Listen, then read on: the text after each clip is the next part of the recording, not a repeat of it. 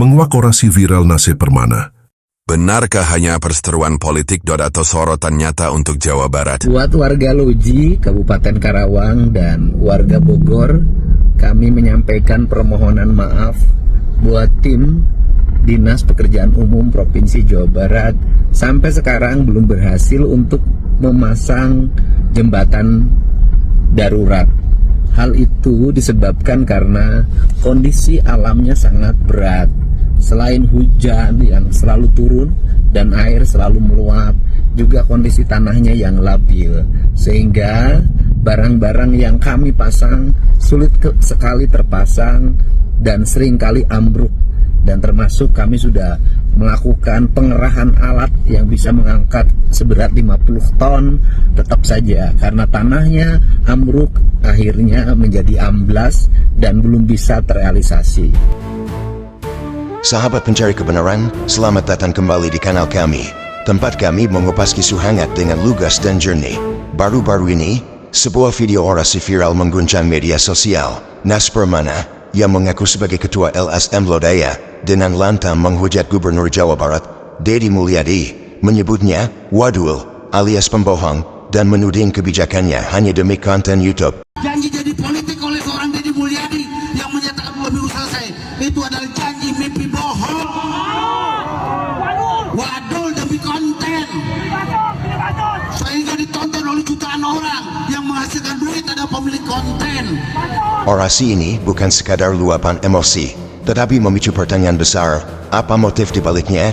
Benarkah ini kritik konstruktif untuk lingkungan, atau sekadar sisa perseteruan politik? Mari kita bedah bersama dengan fakta, agar kita semua bisa bijak menyikapi dan terinspirasi untuk membangun Jawa Barat yang lebih baik. Kisah ini bermula dari aksi demonstrasi yang juga dipimpin Nase Permana. Dalam orasinya, ia menyoroti janji Deddy Mulyadi yang disebutnya tak kunjung terwujud. Janji 2 minggu perbaikan sementara jembatan Cicarong Karawang dengan penyiapan jembatan Bailey mengalami kendala-kendala dan hingga kini belum ada realisasi.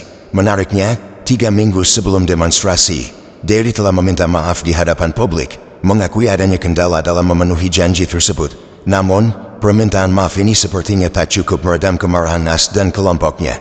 Publik pun mulai bertanya, mengapa isu ini terus dipanaskan? Menelisik lebih jauh, sosok Nase Permana menjadi sorotan.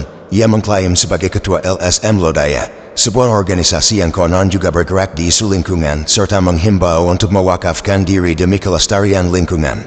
Namun, latar belakangnya mengunggap fakta menarik. Setahun sebelum Pilkada 2024, Nase diketahui pindah dari Partai Gerindra ke Partai Nasdem. Kebetulan atau tidak, langkah ini menempatkannya sebagai lawan politik Deddy Mulyadi, yang dikenal sebagai tokoh kuat dari Gerindra. Publik mulai menduga, apakah orasi pedas ini murni soal lingkungan, atau ada motif politik di baliknya. Apalagi, Deddy Mulyadi dikenal sebagai figur yang kerap menunjukkan kepedulian pada lingkungan, seperti saat ia terjun langsung membersihkan Sungai Cipalabuhan dari sampah, atau menangis melihat kerusakan alam di Bogor. Fakta lain yang mencuri perhatian adalah konteks pasca Pilkada. Pemilu dan Pilkada 2024 telah usai. Deddy Mulyadi resmi menjabat sebagai Gubernur Jawa Barat untuk periode 2025 hingga 2030. Seharusnya, ini menjadi momen untuk merajut persatuan, bukan memperpanjang perseteruan. Publik pun bertanya, jika Nase Permana benar-benar pegiat lingkungan, mengapa kritiknya lebih menyerang personal Deddy ketimbang menawarkan solusi konkret? Bukankah seorang aktivis sejati akan fokus pada data, fakta, dan usulan untuk perbaikan, bukan sekadar hujatan? Di sisi lain, tak bisa dipungkiri bahwa Deddy Mulyadi memang kerap menuai sorotan. Gaya kepemimpinannya yang ekspresif, seringkali terekam dalam konten YouTube, membuat sebagian orang memuji keberaniannya, tetapi ada pula yang menyebutnya pencitraan.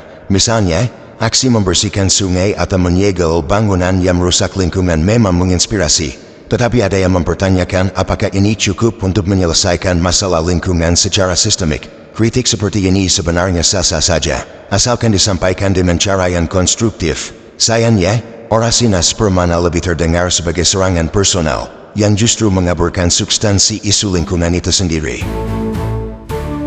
Lalu, apa pelajaran yang bisa kita ambil dari kisah ini? Pertama, kita harus cerdas memilah informasi. Di era media sosial, narasi emosional seperti orasi viral mudah memprovokasi, tetapi kita perlu melihat fakta di baliknya. Kedua, Perseteruan politik seharusnya tak lagi menjadi penghalang pembangunan. Pilkada telah usai, dan kini saatnya semua pihak, baik pemerintah, aktivis, maupun masyarakat, bekerja sama. Ketiga, kritik adalah hal yang sehat dalam demokrasi, tetapi harus disertai solusi. Jika Nas Permana dan LSM Lodaya ingin dianggap serius sebagai pegiat lingkungan, mereka perlu menunjukkan aksi nyata, seperti program reboisasi, edukasi lingkungan, atau dialog dengan pemerintah, bukan hanya orasi yang memanaskan suasana. Kepada sahabat semua, mari jadikan momen ini sebagai spirit untuk berkontribusi positif. Jika kita peduli pada lingkungan, mulailah dari hal kecil, kelola sampah dengan baik, hemat air, atau tanam pohon di lingkungan sekitar. Jika kita ingin pemerintahan yang lebih baik, sampaikan aspirasi dengan cara yang membangun.